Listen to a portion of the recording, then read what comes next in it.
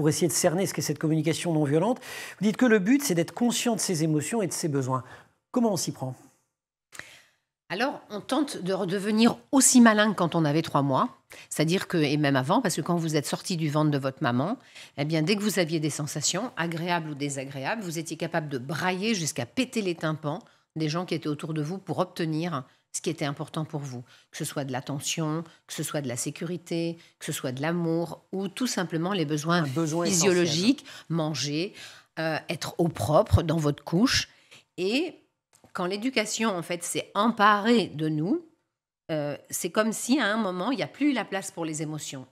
Et que non seulement on n'avait pas le droit véritablement d'éprouver de la tristesse ou de la colère, parce que j'imagine que chez vous, jamais vos parents n'ont invité les voisins en disant « on aimerait célébrer la colère de notre chéri, on aimerait célébrer la force de vie qui l'anime ». S'ils l'ont fait, ils n'ont pas gardé de traces de la chose. C'est ça, voilà. Et donc, d'un côté, on n'a pas été validé dans ce qu'on ressentait, parce que même les moments où on était super joyeux, youpi, tralala, etc. On n'a pas invité les voisins non plus. Ils n'ont pas invité, mais surtout, la plupart du temps, on nous a demandé, en fait, de taire un peu cette joie.